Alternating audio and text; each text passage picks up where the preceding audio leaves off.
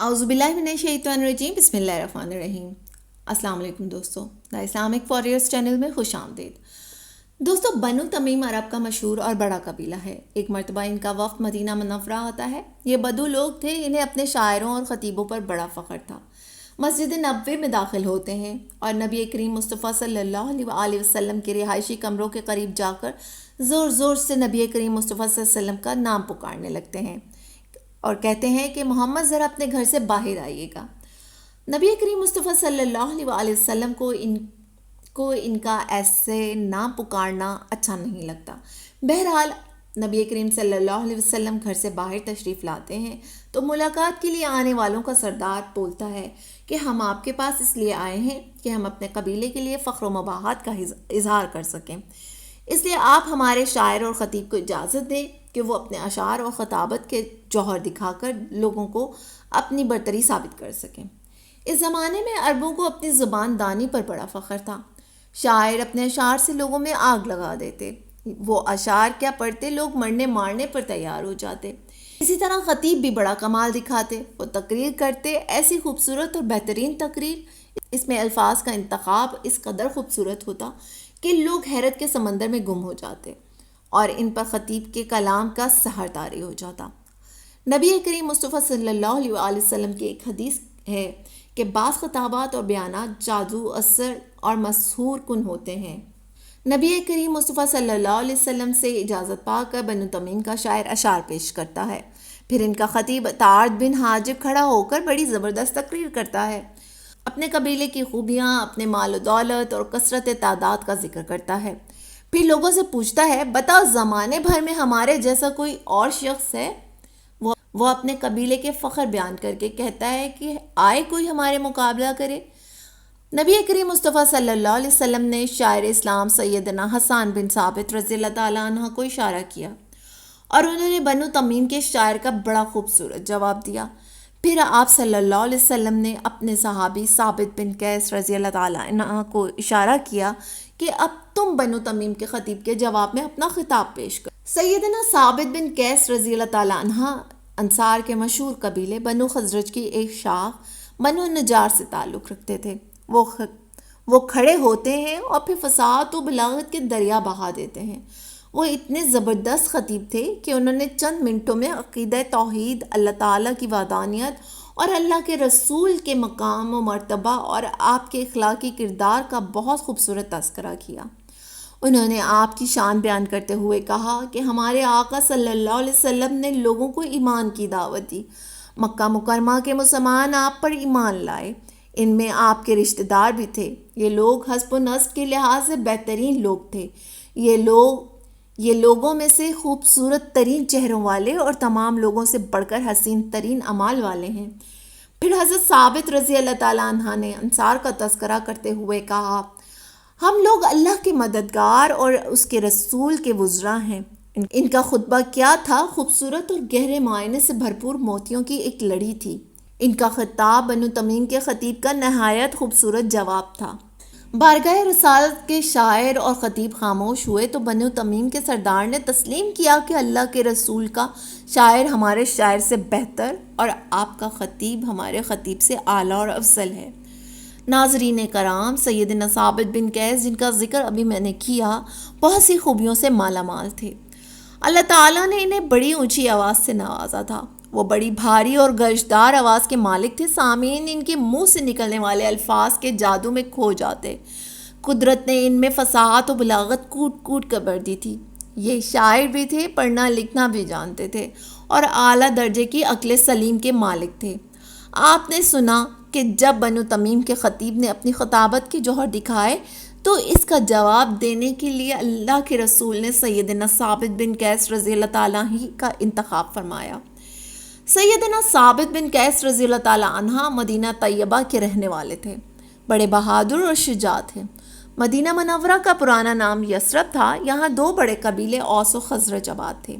دونوں قبائل کے بڑے آپس میں چچا زاد بھائی تھے اور یمن سے ہجرت کر کے یثرب میں آباد ہو گئے تھے۔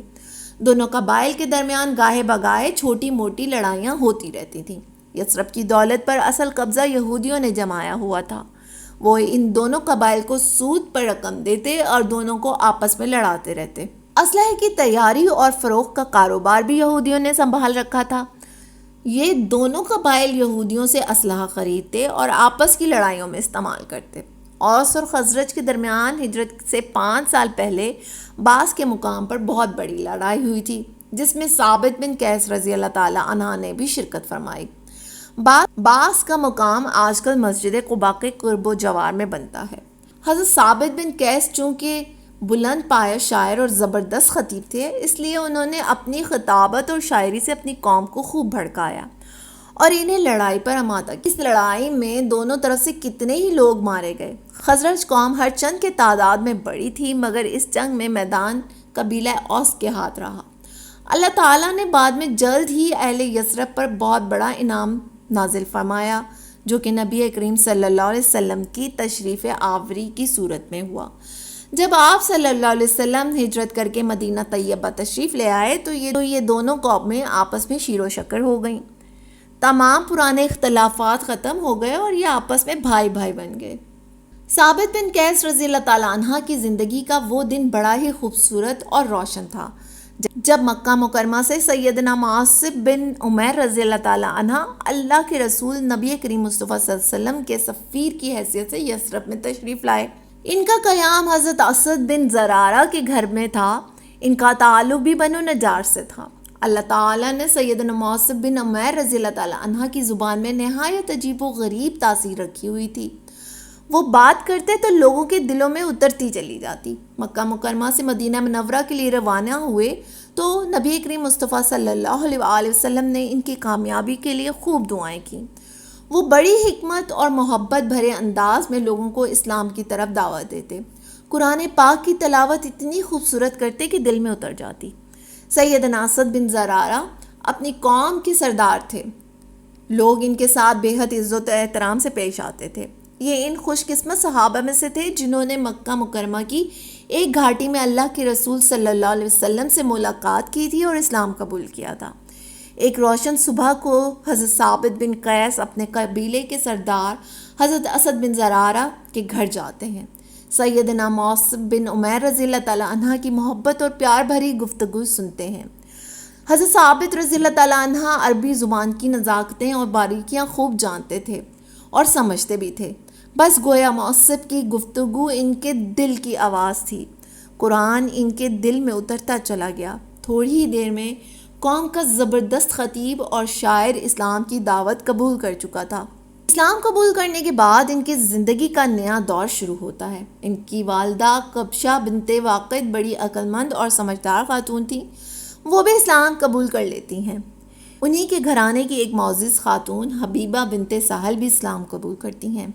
آنے والے کچھ ایام میں کی شادی حضرت ثابت بن قیس سے ہو جاتی ہے۔ مدینہ کی فضا بدل چکی تھی۔ کفر و شرک کی بجائے اب گھر گھر میں مومن و موحد مسلمان تھے۔ وہ اللہ کے رسول کی تشریف آوری کے منتظر تھے۔ آخر کار وہ مبارک دن بھی آ ہی گیا جب نبی کریم مصطفیٰ صلی اللہ علیہ وسلم ہجرت کر کے مدینہ منورہ تشریف لے آئے۔ نبی اکرم صلی اللہ علیہ وسلم خیر و عافیت سے مدینہ طیبہ پہنچ گئے تو مسلمانوں کو آپ کی تشریف آوری کی بے حد خوشی تھی۔ شروع میں آپ کچھ عرصہ کے لیے بنو نجار کے ایک فرزند سیدنا ایوب انصاری رضی اللہ تعالیٰ عنہ کے ہاں بطور مہمان ٹھہرے۔ مدینہ کے انصار نے نبی کریم مصطفیٰ صلی اللہ علیہ وسلم کی راہوں میں آنکھیں بچھائیں اور بے پناہ محبت کا اظہار کیا۔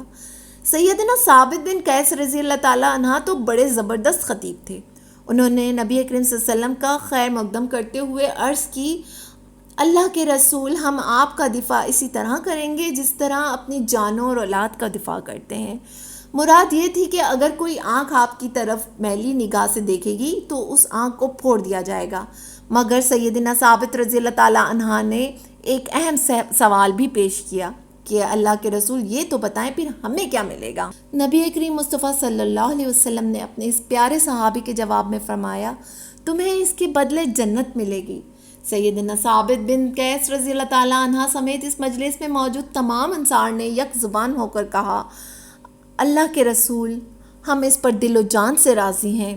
کسی بھی مسلمان کا اسلام قبول کرنے سے واحد مقصد رضائے الہی اور اللہ کی جنت کا حصول ہی ہے۔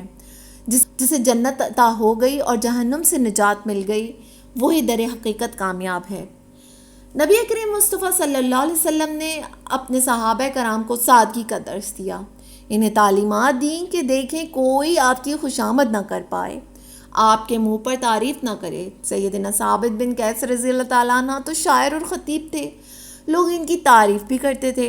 آج بھی کوئی شاعر عمدہ اشعار پڑھتا ہے یا کوئی اچھا خطیب خطاب کرتا ہے یا کوئی مصنف اور مؤلف ہے تو لوگ انہیں داد دیتے ہیں اور ان کی تعریفیں بھی کرتے ہیں۔ چونکہ اسلام نے منع کیا ہے کہ کوئی آپ کے منہ پر بیجا تعریف نہ کرے، تو سیدنا ثابت بن قیس رضی اللہ تعالیٰ عنہ کو یہ پریشانی لاحق ہو گئی کہ میں یہ تو پسند کرتا ہوں کہ لوگ میری تعریف کریں، مگر کہیں ایسا نہ ہو کہ یہ بات اللہ کی ناراضگی کا سبب بن جائے اور میرے تمام اعمال ضائع ہو جائیں۔ یہ پریشانی انہیں ایک دن نبی کریم مصطفیٰ صلی اللہ علیہ وسلم کی خدمت میں لے جاتی ہے۔ حضرت ثابت بن قیس اپنا خدشہ ظاہر کرتے ہوئے عرض کرتے ہیں، نبی کریم مصطفیٰ صلی اللہ علیہ وسلم، میں ڈرتا ہوں کہ کہیں میرے نیک اعمال غارت نہ ہو جائیں، اس لیے کہ میں تو خوبصورتی کو پسند کرتا ہوں۔ نبی کریم صلی اللہ علیہ وسلم نے اپنے ساتھی کو تسلی دیتے ہوئے فرمایا، ثابت، کیا تم اس بات کو پسند نہیں کرتے کہ تم قابل تعریف زندگی گزارو، پھر اللہ کی راہ میں شہید ہو جاؤ اور جنت میں داخل ہو جاؤ؟ سیدنا ثابت بن قیس رضی اللہ تعالیٰ عنہ کی ایک بار پھر سے یہ خوش نصیبی تھی کہ انہیں نبی کریم مصطفیٰ صلی اللہ علیہ وسلم کی زبان اقدس سے دوسری مرتبہ جنت کی خوشخبری ملتی ہے۔ حضرت ثابت بن قیس رضی اللہ تعالیٰ عنہ اللہ کے رسول کے ساتھ ہر مارکے میں، ہر میدان میں شرکت کرتے ہیں اور اپنی بہادری کے جوہر دکھاتے ہیں۔ اسی دوران ایک اور واقعہ پیش آتا ہے اور انہیں تیسری مرتبہ نبی کریم صلی اللہ علیہ وسلم کی زبان اقدس سے جنت کی خوشخبری مل جاتی ہے۔ قرآن پاک میں آیت کریمہ نازل ہوتی ہے جس کا ترجمہ ہے کہ ایمان والو، اپنی آوازیں اللہ کے نبی کی آواز سے اونچی نہ کرو، کہیں ایسا نہ ہو کہ تمہارے سب اعمال غارت ہو جائیں اور تمہیں پتہ تک نہ چلے۔ سیدنا ثابت بن قیس رضی اللہ تعالیٰ عنہ نے یہ آیت سنی تو اپنے گھر میں بیٹھ گئے۔ پہلے ہی ذکر کر چکی ہوں کہ ان کی آواز قدرتی طور پر بہت بلند تھی، جب بات کرتے تھے تو عام آدمی سے ان کی آواز بلند ہوتی تھی۔ جہاں تک نبی کریم صلی اللہ علیہ وسلم کی آواز کا تعلق تھا تو وہ بہت معتدل تھی، نہ بہت زیادہ پست اور نہ ہی بہت زیادہ اونچی۔ سیدنا ثابت بن قیس رضی اللہ تعالیٰ عنہ سوچ رہے ہیں کہ میری آواز تو صحابہ کرام کی نسبت کہیں زیادہ اونچی ہے، جب میں نبی کریم صلی اللہ علیہ وسلم سے ملاقات کرتا ہوں تو میری آواز تو آپ کی آواز سے بھی بلند ہوتی ہے۔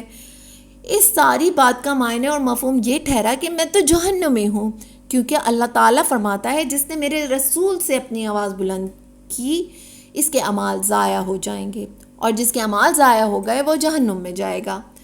اپنی آخرت سنوارنے کی یہ سوچ و فکر بڑی مثبت تھی، یہاں تک کہ سیدنا ثابت رضی اللہ تعالیٰ عنہ نے چند دنوں کے لیے مسجد بھی جانا بند کر دیا۔ وہ اللہ اور اس کے رسول کی نافرمانی کے خوف سے اپنے گھر میں ہی بیٹھ کر روتے تھے اور یہی سوچتے کہ میں جہنمی ہوں۔ اب نہ تو وہ اللہ کے رسول کو اپنی شکل دکھاتے اور نہ ہی مسجد میں آتے۔ حضرت سعد بن معاذ ان کے ہمسایہ تھے۔ اللہ کے رسول اپنے صحابہ کرام سے بے حد محبت کرتے تھے، ہر ایک صحابی کی خبر گیری فرماتے تھے، اگر بیمار ہو تو تیمارداری کے لیے تشریف لے جاتے۔ چند دن گزر گئے، حضرت ثابت بن قیس رضی اللہ تعالیٰ عنہ مسجد میں نظر نہ آئے تو نبی کریم صلی اللہ علیہ وسلم نے سیدنا سعد بن معاذ سے پوچھا، ابو عمرو، تمہارے ہمسائے ثابت بن قیس کا کیا حال ہے؟ کیا وہ بیمار ہے کہ مسجد میں نظر نہیں آ رہے؟ سیدنا سعد رضی اللہ تعالیٰ عنہ نے عرض کی کہ نبی کریم مصطفیٰ صلی اللہ علیہ وسلم، ہاں وہ ہمارے ہمسائے ہیں مگر ان کی بیماری کی تو کوئی اطلاع نہیں۔ شام ہوئی تو حضرت سعد بن معاذ ان کے گھر چلے گئے، ان کو بتایا کہ اللہ کے رسول تمہارے بارے میں پوچھ رہے تھے، تم کہاں ہو؟ حضرت ثابت بن قیس رضی اللہ تعالیٰ عنہ نے جواب دیا، دیکھو معاذ، اللہ تعالیٰ نے قرآن کریم میں ارشاد فرمایا ہے، اللہ کے رسول کی آواز سے اپنی آواز اونچی نہ کرو، جبکہ میری آواز تو بلند ہے، مجھے ڈر ہے کہ کہیں میں جہنمی نہ بن جاؤں۔ حضرت سعد بن معاذ نے اللہ کے رسول سے ملاقات کی، آپ کو ثابت رضی اللہ تعالیٰ عنہ کا پیغام پہنچایا۔ نبی کریم مصطفیٰ صلی اللہ علیہ وسلم نے ثابت کے لیے تیسری مرتبہ جنت کی خوشخبری دیتے ہوئے فرمایا، نہیں بلکہ وہ تو جنتی ہیں۔ حضرت ثابت بن قیس کی زندگی کے کتنے ہی خوبصورت واقعات ہیں، ان میں غزوہ بنو مستلق کا واقعہ بھی بڑا اہم ہے۔ بنو بنو مستلق مکہ اور مدینہ شریف کے درمیان قدید کے علاقے میں رہتے تھے۔ 5 یا 6 ہجری میں نبی کریم صلی اللہ علیہ وسلم کو اطلاع ملتی ہے کہ یہ قبیلہ مسلمانوں پر حملہ کرنے کی تیاری کر رہا ہے۔ نبی کریم صلی اللہ علیہ وسلم اس کی سرکوبی کے لیے اپنے صحابہ کرام کے ساتھ تشریف لے جاتے ہیں۔ ان مجاہدین میں سیدنا ثابت بن قیس بھی شامل تھے۔ اس غزوہ میں کوئی بڑی لڑائی نہیں ہوتی، پر دشمن پر ہیبت ضرور طاری ہو گئی اور وہ اپنے مال مویشی اور دیگر سامان چھوڑ کر بھاگ نکلے۔ مال غنیمت میں مال مویشی، عورتیں اور بچے بھی حصے میں آئے۔ ان عورتوں میں بنو مستلق کے سردار قبیلہ کی بیٹی بھی شامل تھیں۔ انہوں نے حضرت ثابت بن قیس رضی اللہ تعالیٰ عنہ سے کہا، میں تمہیں کچھ رقم ادا کر دوں گی، تم مجھے لونڈی بنانے کی بجائے مکاتب بنا لو۔ مکاتب کے معنی یہ ہیں کہ غلام یا لونڈی اپنے مالک کو ایک طے شدہ مبلغ دے کر آزادی حاصل کر لیتا ہے۔ ثابت رضی اللہ تعالیٰ عنہ نے موافقت کر لی۔ سیدہ جویریہ رضی اللہ تعالیٰ عنہ نے مبلغ اکٹھا کرنا شروع کر دیا۔ چنانچہ مدد حاصل کرنے کے لیے وہ نبی کریم مصطفیٰ صلی اللہ علیہ وسلم کی خدمت میں حاضر ہوتی ہیں۔ چونکہ وہ سردار قبیلہ کی بیٹی تھیں، اس لیے آپ صلی اللہ علیہ وسلم نے بنفس نفیس ان سے شادی کرنا مناسب سمجھا اور حضرت ثابت بن قیس کو مبلغ ادا کر دیا۔ جب انصار مدینہ کو معلوم ہوا کہ نبی کریم صلی اللہ علیہ وسلم نے حضرت جویریہ سے شادی کر لی ہے، تو انہوں نے بنو مستلق کے 100 گھرانوں کو جو مسلمان ہو چکے تھے آزاد کر دیا۔ ان کا کہنا تھا، یہ لوگ چونکہ اب اللہ کے رسول کے سسرالی رشتہ دار بن چکے ہیں، اس لیے ہم انہیں قید میں نہیں رکھیں گے۔ اسی طرح بنو مستلق کے باقی لوگوں نے بھی اللہ کے رسول کے ساتھ دشمنی چھوڑ دی۔ اس پورے واقعے میں حضرت ثابت بن قیس رضی اللہ تعالیٰ عنہ کا بہت عمدہ اور خوبصورت کردار تھا کہ انہوں نے سیدہ جویریہ رضی اللہ تعالیٰ عنہ کے ساتھ مکاتبت کر لی، جس کے نتیجے میں سیدہ جویریہ رضی اللہ تعالیٰ عنہ کو یہ اعزاز حاصل ہوا کہ وہ قیامت تک آنے والے مسلمانوں کی ماں بن گئی۔ تو ناظرین، آپ کو یہ حضرت ثابت بن قیس رضی اللہ تعالیٰ عنہ کی زندگی سے متعلق یہ واقعات کیسے لگے؟ اپنی رائے کا اظہار کمنٹ باکس میں ضرور کیجیے گا۔ امید کرتے ہیں کہ آپ کو آج کی یہ ویڈیو بہت پسند آئی ہوگی۔ ویڈیو اچھی لگے تو اسے لائک کرنے کے ساتھ ساتھ اپنے دیگر دوستوں کے ساتھ بھی شیئر کر دیجیے اور ہمارے چینل دی اسلامک وارریئرز کو سبسکرائب کرنا نہ بھولیں۔